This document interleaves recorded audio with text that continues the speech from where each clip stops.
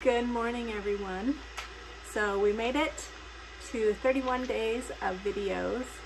That was a lot of work for me, but it was good and I did enjoy doing it. Let me know down in the comments if you enjoyed it, what kind of videos you want to see in the future. I don't know exactly yet what my posting videos is going to look like coming up. I know that my boys will be starting basketball soon, and we start co-op, and just a lot of things going on in September that will be beginning. So I'm going to be a little busier than I was during August. So I probably am not going to get videos out every day like I did in August, but I will keep you updated on what to expect in the future from me as far as videos go.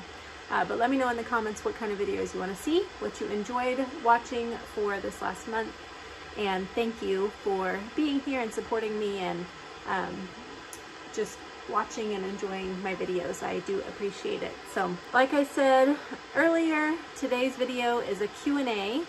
I have a few questions. I don't have a ton of questions, which either means that people are not asking questions or I talk way too much and you already know everything about me and my family. But I do have some questions I'm going to go through and answer today for you guys, and then you can look for a grocery haul on Monday, our 1 month grocery haul for my big family. Make sure you watch for that on Monday. The first question I have was, have I always been a stay-at-home mom? Was it always my plan to be a stay-at-home mom? And I have always been a stay-at-home mom as far as when my husband was at work, I was at home. When my oldest daughter was little, I did think for some reason I needed to have a job. And I just worked as a waitress, I think is all I did. Worked as a waitress. I worked at a little restaurant. No, I don't think I did that after I had her. I know I just thought I needed to have some kind of job whenever she was little. And it took me a few years to realize I did not need that. My husband was not making me do that. He didn't want me to be working. He wanted me to be at home full time.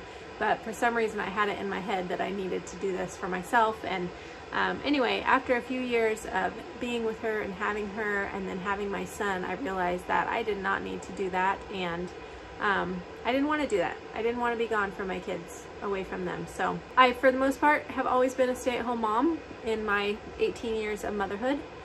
Before that, I did work full-time at a few different jobs, but after I had kids, I quit working for the most part outside of the home. So where does my oldest daughter live with her husband? They live still in Colorado, and we see them when we go for the summer and at Christmas time.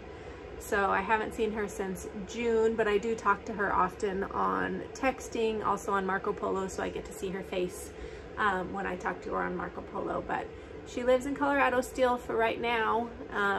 That might be changing in the future, but right now they are just in Colorado, close to where we used to live. My next question was, after seminary, then what? Then what are we going to do? We don't know. Honestly, we have a few ideas in mind, but man can plan his steps, plan his path, plan his way, but the Lord directs our steps. He is the one that ultimately decides what we do and don't do and where we go. So we do have a few ideas in mind, one of them being going back to Colorado, another one being staying here, and another one being going somewhere completely different that we haven't lived, or that we have lived in the past but haven't been there for a while. So honestly, the answer is that we don't know what's going to happen. We're not sure yet. We are just holding those plans loosely and waiting on the Lord to direct us when we get closer to that decision. But we do have a few years left still. My husband just started his second year of seminary. So we have 3 years left to be here, and we're going to enjoy where we are right now, serve where we are, love the people that are here, and then after seminary, we will see where the Lord puts us, but right now we don't know. All right, I am on my way now to pick up my grocery order. So I thought I would finish the Q&A while I am going there and doing that. My next question was, were our families supportive of us having a large family? My husband's family, if they were not supportive, they didn't show it. They never said anything that was obviously against us having a large family. I think that they had concerns or thought we were a little crazy. My husband's great grandma had several siblings, and his grandpa had several siblings. So on his side of the family, there are relatives that have many children. So it's a little more common for his side of the family to have lots of kids. On my side of the family, most definitely, I had people that were against us having a large family.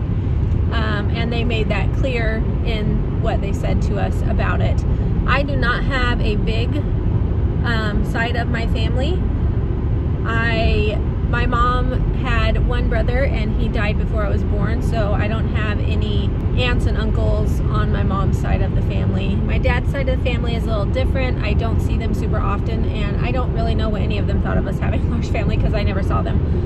But on my mom's side of the family, I had some people that were against us having a large family, and that's fine. It's not for everyone. I totally understand that. Children are a blessing. But I do understand that some people cannot have 8 children, and that's okay too.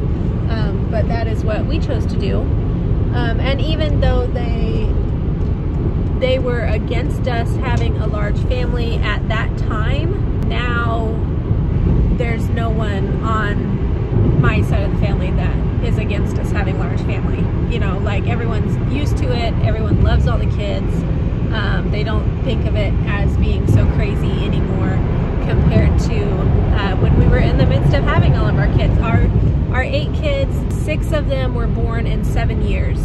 So there were a lot of years of me being pregnant or nursing a baby over and over and over again. And that was the time when people were like, are you sure this is crazy? But definitely some people were against it at first. Now everyone is used to it. It's normal. It's just the way it is. And it didn't matter to us if they were against us or not. We were convinced that this is what the Lord had for us, and that's what we were going to do anyway. So, next question, do we do family devotions? We do family devotions. I actually just showed part of this in a video during this last month. Just a little glimpse of what it looks like for us to do that, but my husband leads that. And normally, right now in this season of life that we are in, it is during our lunchtime, because we don't often get to sit down and eat dinner together, and we don't often just eat dinner. A lot of times we have leftovers for dinner, and the kids that are hungry can get something to eat, or we pop popcorn or something like that. So lunchtime is the time that we are all at the table together eating a meal, and so that's when we do our family devotions. And because my husband leads this, he will read us the Bible sometimes. We have enjoyed in the past, we don't do it every single day of the month like we used to, but for a few years, or for a few, maybe not a few years, but you know, several months out of a few years, we would read through the Proverbs every single day. Because there are 31 Proverbs, there's usually 30 or 31 days in a month, and so we would just read through the Proverbs one a day and discuss them. They are so packed full of wisdom. Such a great place to start if you are new with family devotions, or any moms that are watching that their husbands don't do devotions with their kids, but you really want to. Proverbs is an excellent place to begin, because it's a lot of practical wisdom that can be applied to your life and is easy to teach and understand. So we did that for a long time. Right now, we are reading through the book of Acts with my husband, and he is has a church history class in seminary this semester. And so he is teaching us through the book of Acts. So we're starting from the beginning with the book of Acts, and he is teaching us through that. We also have been reading the 10-minute Bible journey from Master Books, and that we've been doing for several years. We have not made it completely through the whole thing. We just do it sporadically every once in a while. The kids really enjoy it. They like that book a lot. And it's got, you know, a Bible reading, and it's got a prayer in there, and it's got some discussion questions. And then we also sing hymns sometimes with Hymns of Grace is our favorite hymnal. Everyone has a copy of it, and they can follow along and pick out their favorite hymns, and we can sing those together. And then we also use the memory books from Tom Ascol. I think they're called Truth and Grace. I can't remember. Truth and Grace memory books from Tom Ascol. Those have there's 3 levels of those. They have catechism questions in there from 3 different catechisms. Normally we use the 1st level and the 3rd level. We don't do the 2nd level super often, but the 1st one and 3rd one we use more often. They have different like quotes in there, and my husband will read us the quote and then tell us who it's by, and then over time he slowly will read the quote and we have to say who it's by. So that's teaching us good men in history or currently that have good theology, that teach the Bible well.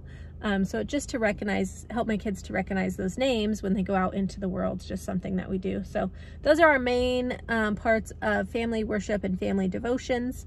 Obviously, throughout every single day, there are a lot of times to disciple our children, and we try not to miss out on those times. It's easy to get bogged down with constantly having to disciple or teach the kids because there are a lot of them and they have a lot of questions, and there's a lot of sin that goes on in our house that has to be addressed, but super important, and we try not to miss those times during the day. All right, that is all for my questions. I am here now at Sam's to pick up my grocery order, so I'm gonna do that. I had a few more questions, but I've decided to turn those into full videos because I think that they are worthy of having a video all of their own. So make sure you keep your eye out for those. Again, thank you guys so much for being here and for supporting my channel. I really, really do appreciate it. I am so thankful to have you here. And I will see you all next time with another video. Bye-bye.